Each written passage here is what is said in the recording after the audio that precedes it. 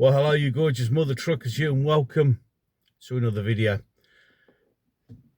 After saying I wasn't going to do anything on weekends, I've literally spent Saturday and Sunday live streaming. But then again, to be fair, so much has happened in such a short space of time, it was impossible not to at least get on and talk and discuss about things.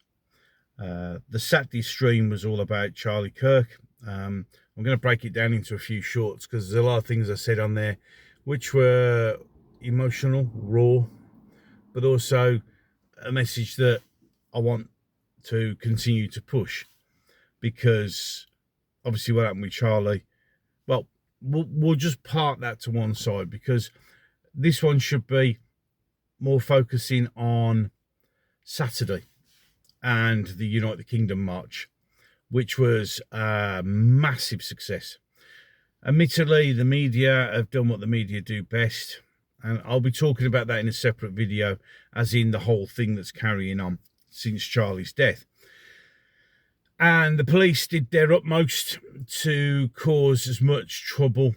They wanted to create the perfect media photo opportunity so everybody could point fingers, including marching Antifa as close as they could, kettling people, which, due to the people there, almost caused another Hillsborough crush scenario, because they, as always, vastly underestimated the people turning up. Doesn't surprise me in the slightest, but it is what it is. So I have had people, they're in the live stream, that going, well, yeah, but you've had that march and nothing's changed. What's changed? Absolutely nothing. Well, I know we live in a world and a society where it's all about instant gratification, where it's all about, well, I need tangible and visible results instantly, which is why TV shows shit, because it's all about the instant kick. And it's just, the thing is, as much as you can see that philosophy applying to many, many other things, in life and in reality, stuff like that doesn't happen. Okay, we are at the beginning of a very long and hard fight. You aren't going to see tangible results from protests, etc., instantly. It takes time. The new word, and the new buzzword, I suppose, in the current environment is optics. It's all about the optics, how it looks. And that way, it looked brilliant. That way, it served a fantastic purpose, because all over the world, everybody can see that we're not happy. Everybody can see that the English, the Scots, the Welsh, excuse me, not had much sleep. Oh. Not had much sleep the whole weekend, but that's beside the point. The Welsh, Northern Irish, the Irish. Please note I didn't say British there, because British covers too much. These people are rising up and telling those in charge enough is enough. How does those in charge respond? Our new Home Secretary Shabam Mahmood said that police officers are being attacked. I mean, the fact that the Palestinian protests throughout London have multiply attacked police officers, that's beside the point. But of course, it's us. It's always us. And they're going to feel the full weight of the law. So in other words, get ready for some more prisoner releases to make room for more political prisoners, because that's how it's going to be. Sir Keir Starmer shouldn't be called Sir. You should have that stripped from him for a start off, the traitorous scum.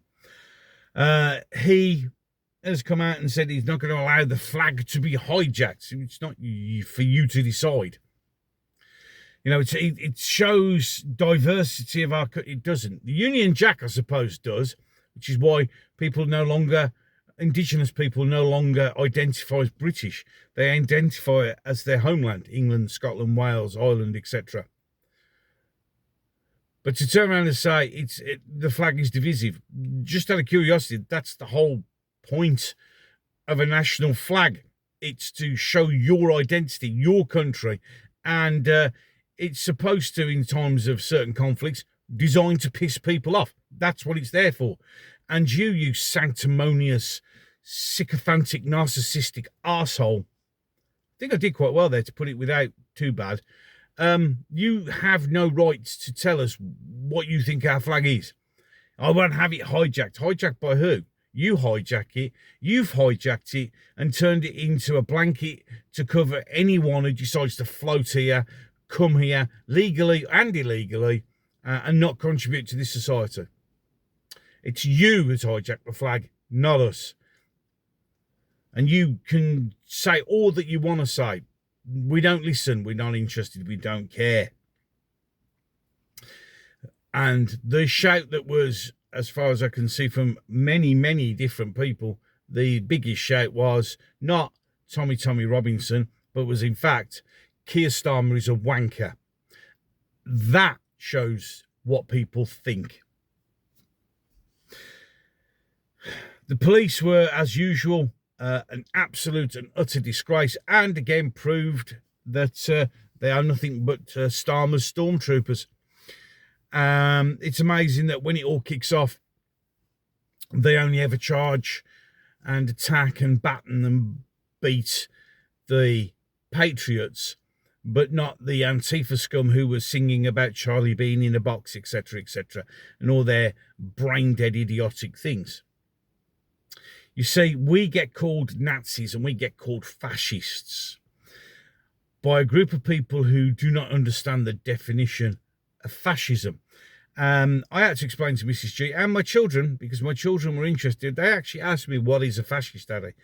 And I could have gone into the long-winded version, but I found a brilliant one which explains it to kids.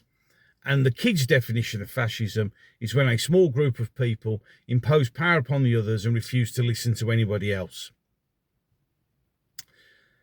Yeah, so again, without even having to say, by using that definition, you can see who the fascists really are.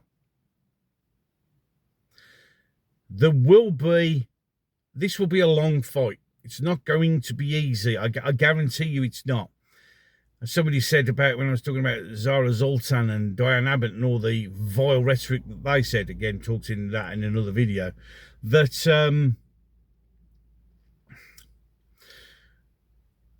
that these people should be stripped of their MP rank and deported because of the rhetoric that they use.